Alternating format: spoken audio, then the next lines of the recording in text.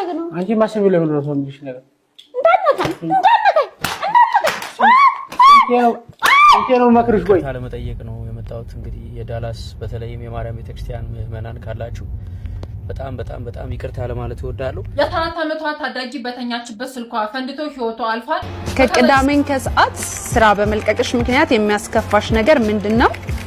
በመልቀቅሽም የሚያስደስትሽ ነገር ምንድነው?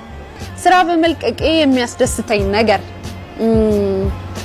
ከዚህ በኋላ ቅዳሜን ከሰዓት ለመስራት ወደ ስቱዲዮ አልገባም ማለት ደግሞ ማተቤን አላወልቅም ማለት ነውና እሱ ያስደስተኛል። ከዚህ በኋላ ጥሩ ነው። ምን አገባክ?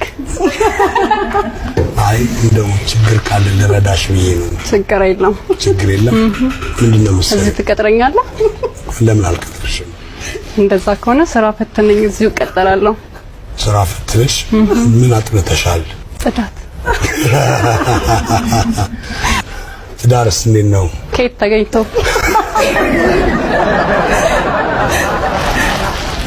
የቀድሞዋ ተወዳጅ ዜና አንባቢ ሄርሜላ ገብረኪዳን በተለይ በ90ዎቹ ዓመታት በተደጋጋሚ በቴሌቪዥን መስኮት ከሚታዩ ተወዳጅ የሚዲያ ሰዎች መካከል ትመደባለች።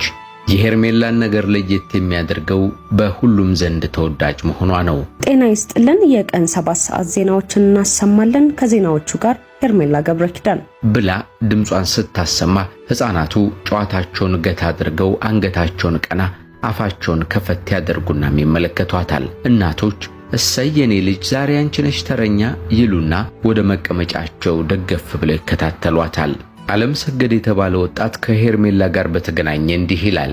ማዘር እርጉዝ ሆና ሄርሜላን በቲቪ እየተመለከተች እንደ ቀልድ ልጄ ሴት ከሆነች ሄርሜላ አላታለሁ ብላ ከዚያም የምርም ሴት ወለደችና ሲስተርን ሄርሜላ ብላ ተጠራታለች።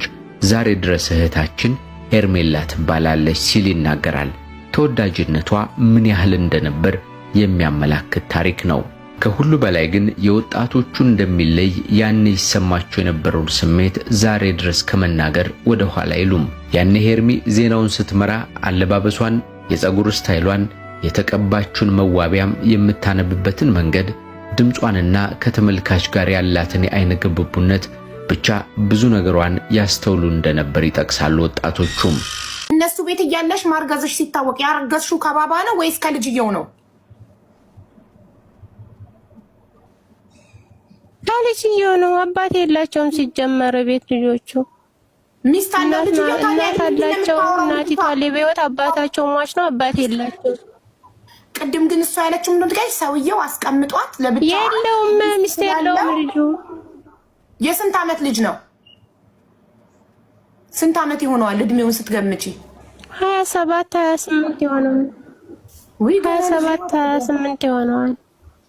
እና መዳም ቤት ውስጥ የለችም እሱ ይሄን ሲያደርግ ካንቺ ጋር? ሚስት የለውም እናቱ ናት። እናቴቱ ብዙ ጊዜ በተደጋጋሚ ጠይቃኛለች። መዳም እኮ ማለት እናቱ። ታዲያ መዳምሽ አይደለች እናቱ? እናቱ አታይም ወይ እኮ ነው የምልሽ። ሚስት ብቻ ነው መዳም ያለሽ ማን ነው? እናቱ እናንተ ይሄን ስታደርጉ አታይም ወይ?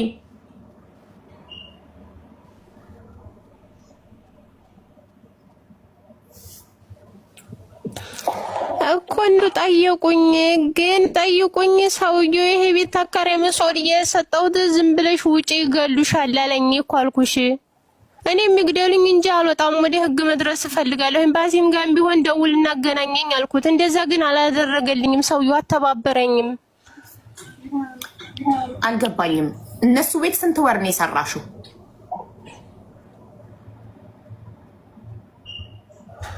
7 ወር ከ15 ቀን። በጣም ጥሩ ጋይስ። አይ ተበሳጫሽታ ምናምን ሳይሆን ኔቶ እየቆየ ነው የሚደርሳት። ካልተጫጫህ ማውራት አንችልም። ለምን? የሳውዲ ኔትወርክ ብዙ አይደለም፣ ለዛ ነው። እሺ እነሱ ቤት 7 ወር ከስንት ጊዜ? ከ15 ቀን። 7 ወር ከ15 ቀን ስትሰሪ ይሄ ነገር የተፈጠረው አንድ ጊዜ ብቻ ነው ወይስ በተደጋጋሚ ተፈጥሯል?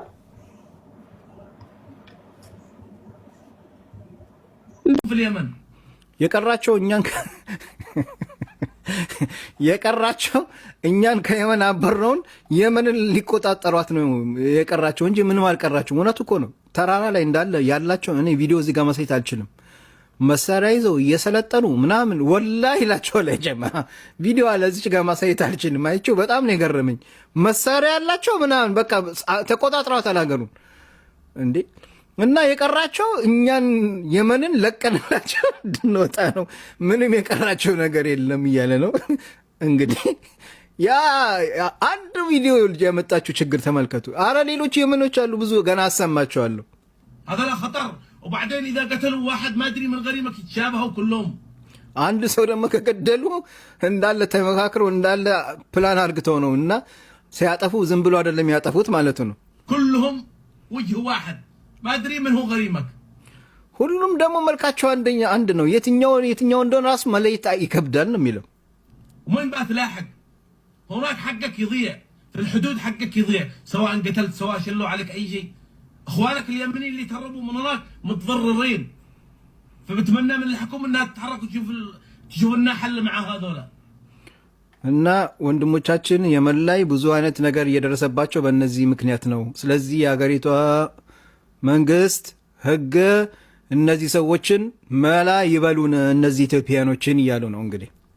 هذا علمي سلامتكم ይሄ ነው ያለኝ ነገር። ሰላም መኝላችኋለሁ እያለ ነው። ሌላውን ደግሞ እንስማ እስኪ። አንድም አለ ሌላ እንስማ። هذا هل عادة الحبشة لاحتلال اليمن؟